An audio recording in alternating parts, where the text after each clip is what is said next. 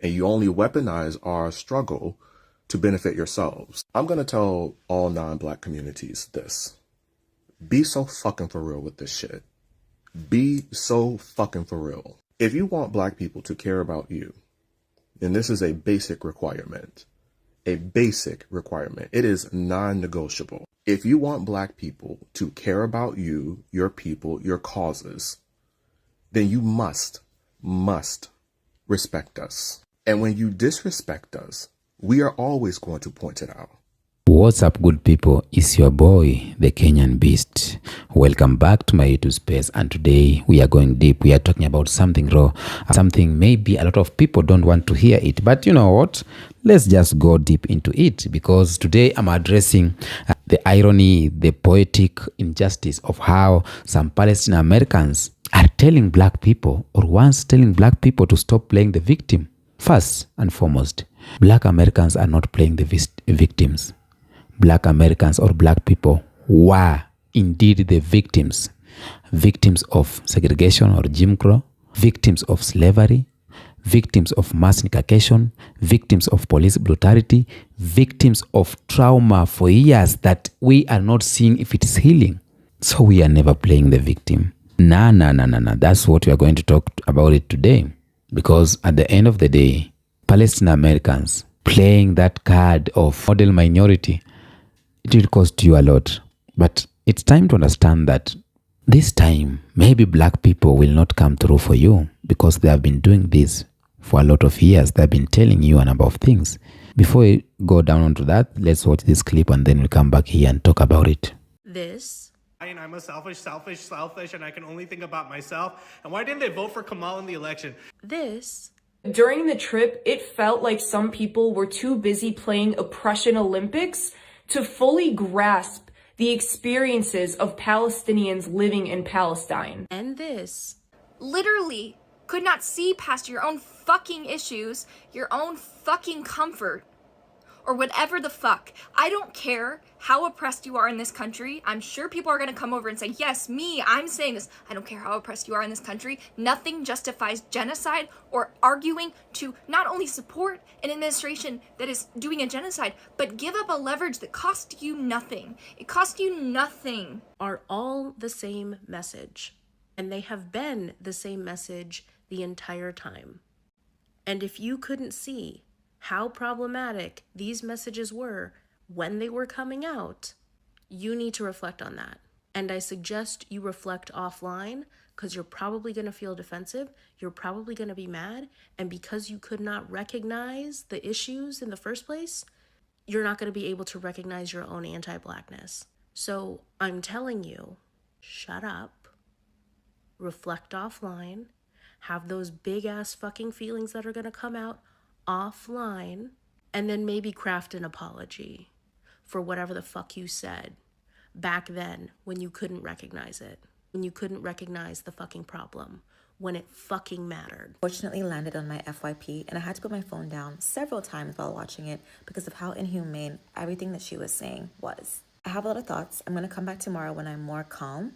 But in the meantime, I want y'all to ask yourselves what you want Black people to do when we're faced with racism. Since you're the expert on anti-Blackness, tell us exactly what you want us to do when faced with racism. And I understand the nuances of going to a place that's occupied and experiencing racism. That is an extremely complicated place to be in.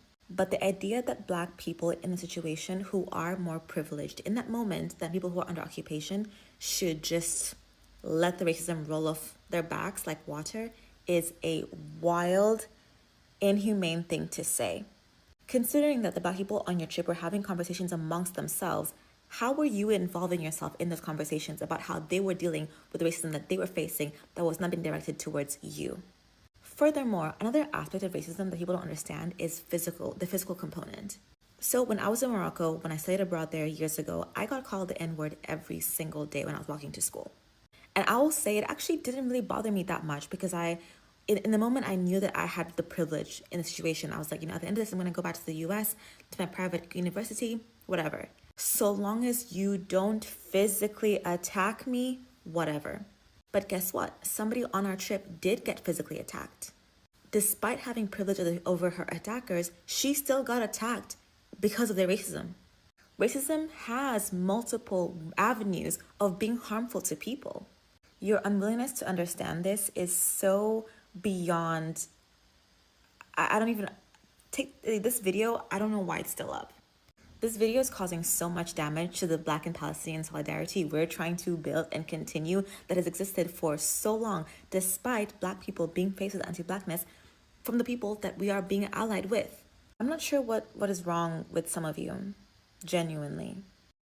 I don't know what I was expecting from my trip to Palestine, but I certainly did not expect to walk away with racial tensions between myself and the Black people in our group. And that's really disappointing for me to admit, because I was so excited to go on this trip with Black Americans, because I was always under the impression that Black people will be our greatest allies because they understand more than anybody what it's like to live under occupation, what it's like to be oppressed and racially profiled. But during the trip, it felt like some people were too busy playing oppression Olympics to fully grasp the experiences of Palestinians living in Palestine. Some people came on the trip with a very limited understanding of the Palestinian people and the Palestinian cause, which is problematic in and of itself. But the most problematic thing was the fact that some people were applying a Western lens of racial dynamics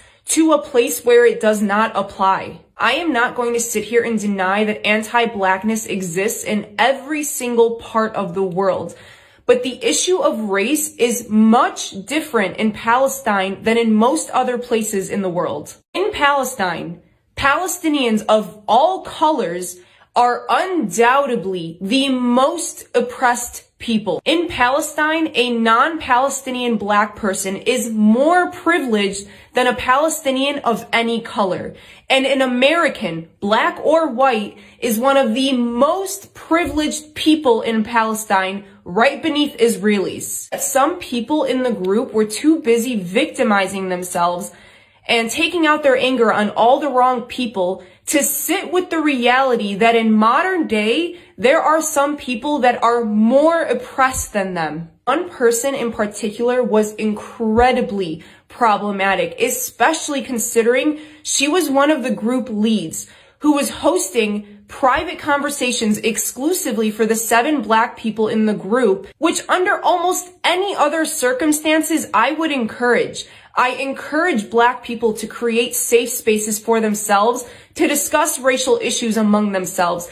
But the issue is that the only comments I heard come out of this person's mouth about Palestine and Palestinians were negative, were about how racist we are, were about how slavery persisted until the 20th century in Palestine, which is such an uneducated take, by the way. It was not exclusive to Black people, and it was not done mostly by Palestinians. So I believe these conversations being hosted by a person who came to Palestine with biases against Palestinians were so dangerous to Palestinians and ultimately to Black Palestinian solidarity. The most ironic part about all of this is the fact that we sat and had dinner with Afro-Palestinians in Palestine. We sat and broke bread with the family who runs the Afro-Pali Center in Jerusalem. And they are Black. They are visibly Black. And yet they are highly respected in the Palestinian community for the work that they do for Palestinians. I even talked to the chef at our hotel in the last couple of days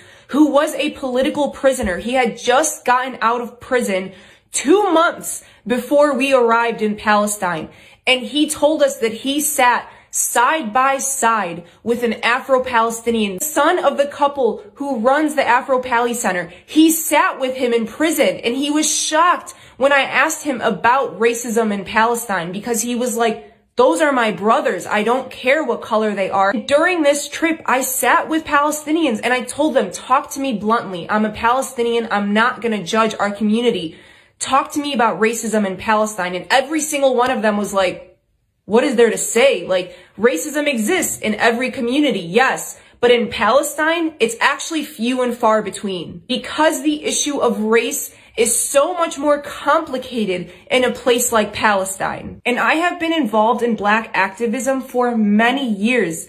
And I know that when I am in Black spaces, it is not my place to call out issues within the Black community, especially when those people are being slaughtered. When I am in Black spaces, I am there to observe, to learn, to be an ally, not to call out Black people. By the way, these same people who sat there and talked all this shit about how racist Palestinians are did not hesitate to pose in front of a ginormous George Floyd mural painted by a Palestinian artist. They posed with that artist in front of the mural. And I bet they wouldn't dare look that artist in the face and say that he's racist. By the way, go support that artist. He's Banksy.2 on Instagram. He's an incredible person, incredible artist who I'm still in communication with.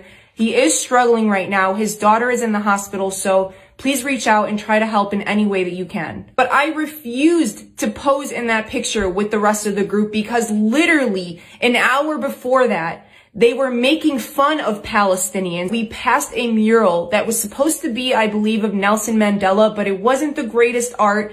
And so it kind of looked like George Floyd, and they couldn't tell who it was. And they literally said, "I'm so sick of these people." And yet they won't hesitate to pose in front of a George Floyd mural for a social media photo op. Even when we were about to walk into a masjid, there were beggars outside the masjid who asked some people for money. And she made a comment about how, oh, notice how they're not asking the Black people for money because they think all Black people are poor. And I said, you don't know that. Those same people didn't ask me, a Palestinian American, for money. They're not assuming I'm poor. In fact, when they know you're American, you're immediately up here to them. They immediately assume you have money and that you're privileged in ways that they'll never experience. The reason that they didn't ask some people for money had nothing to do with the fact that those people are Black. They simply just approached a few people out of the entire group asking for money. I could ramble about this for hours because it was one of the most frustrating things of my life to watch people come from America to a place like Palestine and act like they're more oppressed than people literally living under occupation. And it's so ironic because the entire time I'm trying to find parallels between the lives of Palestinians, between the racial profiling that I experienced as a Palestinian and the experiences of Black people in America. I thought that this would be an opportunity for us to come together and understand each other better, not to create more division. But this is why some people are so dangerous to the movement, not only to the pro-Palestinian movement, but also to Black activism. Because if I was somebody else, if I haven't already done so much work for the Black community, if I didn't already have a deep understanding of racial dynamics, this entire experience might have pushed me away from the Black community. But I know that these rotten tomatoes in the community do not represent the Black community as a whole. One of the most ironic parts about all of this is that before making this video, I was sitting in a cafe in Amman, journaling my thoughts about this topic, and I got interrupted by a waiter at the restaurant who asked me where I'm from, and we started chatting, and it turns out he is Jamaican and Palestinian. But ultimately, I think if you have internal biases against Palestinians, you should not be going to Palestine. And if you don't want to acknowledge the experiences of Palestinians in their entirety, then to be honest, we don't need you as an ally. Seeing what Palestinians are going through only makes you think, yeah, no, we have it worse. When you're an American, you are not a true ally. And I will be talking more about the issue of people taking trips to Palestine with a limited understanding of Palestinians and Palestinian history. Because there were so many other issues with some of the people who went on this trip for all the wrong reasons. Made a horrible take concerning Black people that were experiencing anti-Blackness when they went to help Palestinians in Gaza. And she said she expected for these Black people to be allies to the Palestinians. And they were not allies, I guess, when they went to help. You know, guess that didn't matter to her. No, those Black people that went to help the Palestinians, that basically got on planes and flew over to help the Palestinians, they're not allies. They didn't show their allyship then. She basically said that they proved that they weren't allies because they started complaining about the anti-blackness that they were experiencing at the hands of the Palestinians. Again, that they went to help, and said that those black people were engaging in oppression Olympics. Now, it's a stupid take. It really is a not well thought out take. It really is a not well thought out take, but it exposes a couple of things about her. One, she doesn't actually value the opinions of black people, because when these black people started pointing out the anti-blackness that they were experiencing, she again said that they were engaging in oppression Olympics and they should ignore the anti-blackness that they were experiencing from Palestinians because it's different in Palestine. And how dare you, darky, point out the anti-blackness that you're experiencing at the hands of the Palestinians when they are experiencing so much strife right now. That's the point, ma'am. That's what they were pointing out. How do they still have time for anti-blackness when they are literally experiencing an ongoing ethnic cleansing campaign? That's the point that those black people were pointing out to you, that even in all of the stuff that your people are going through, they still have time for anti-blackness. And you try to make the argument that it resonates different in Palestine. It doesn't. Simply because there are black Palestinians doesn't mean that anti-blackness isn't the same. It's on the same accord all across all non-black communities. Every single black person knows that when they go into non-black communities, it is most likely that we will experience some form of anti-blackness. It is the same. It resonates on the same accord across all non-black communities. The disrespect that those black people were experiencing from Palestinians when they were going to help you, they were going to help Palestinians. It's the same disrespect that black people experienced at the hands of Ukrainians that they were going to help. It resonates the same. There is no difference.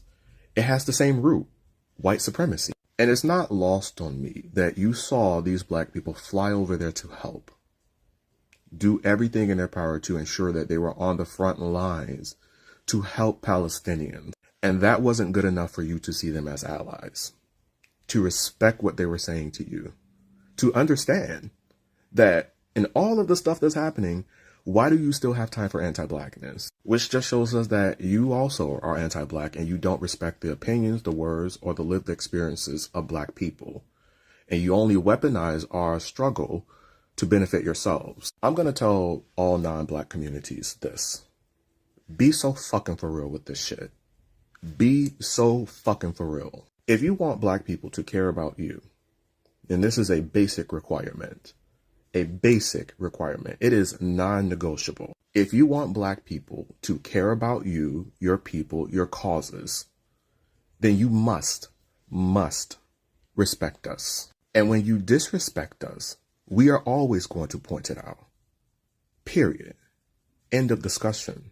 Come back. Now, for years, there have been this attitude from part of Palestinians, Americans, and Arab Americans community.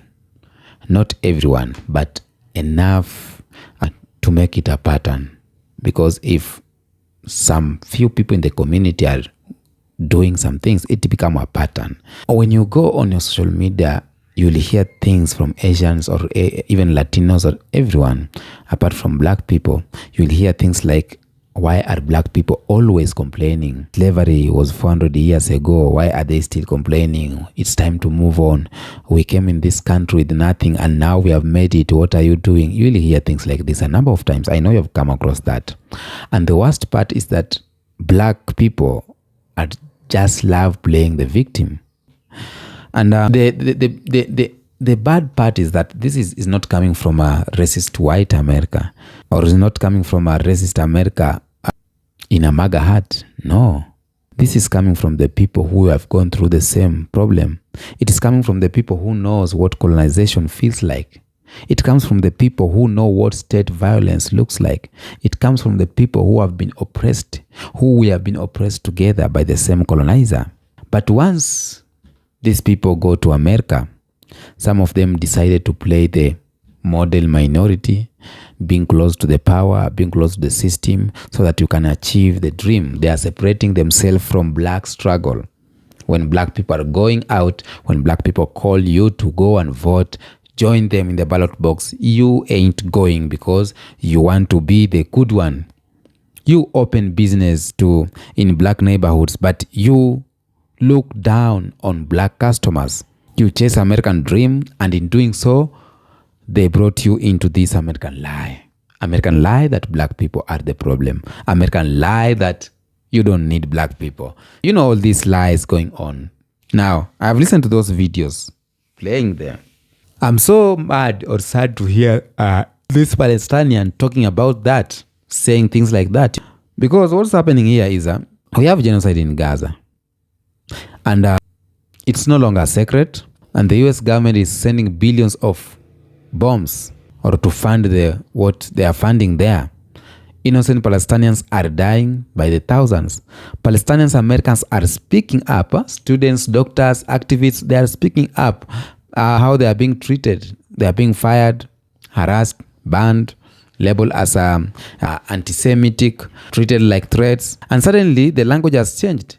Now we are hearing things like the system is unjust, the media is biased, we are being censored, we are the victims of oppression. These are the things Asians are going through.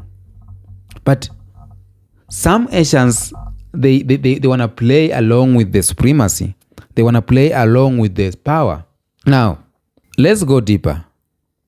Through all this of how Asian people or Arab or Palestine are treating black people always showed up. They will still show up. Any day, anytime, they will still show up. Black people are the ones who were marching for Palestine back in the day. Black people were the one showed up when you needed them the most. And people like Malcolm X stood up. Angel Davis spoken up. Black Lives Matters showed up for you when the bombs started falling. But I cannot believe that a Palestinian can stand here or sit here and talk some things that are against black people. You as Palestine, have you ever been in any black people support? Let's not talk about George Floyd. Let's not talk about Ferguson. Where were you? We saw some of Asian Americans mocking black people out of their pain, saying some black people are too emotional, saying black people are too loud, saying black people are too angry. Why will you say that? No. Your world crumbling, you will start crying out for black people or a black person to come and save you. I know very well, all of you, when you see a black man, you see as you are safe. Security is tight. It is time. It is time for marginalized group to unite. All of you. Before you talk as an Asian, as a Latino, you need to understand what part has your brother played on this. What part has black people played in this role? What I'll say is black people aren't the victims, or they did not play the victim. They were the real victim of redlining, as I've told you, slavery, police killings, etc., etc. But all of you don't want to hear that. You are thinking that our pain is exaggerated. You are thinking that we are looking for sympathy. No. And let me say something real quick here. It's not about ego. It's not about revenge. But I'm saying the truth. Palestinians, Asian Americans, Arab Americans, Latino Americans, name them. I say this with love and honesty. You owe black Americans respect. You owe black people respect, not out of pity, not out of guilty, but out of history, legacy, out of reality. You know, if you don't understand, let me break down this for you a little bit.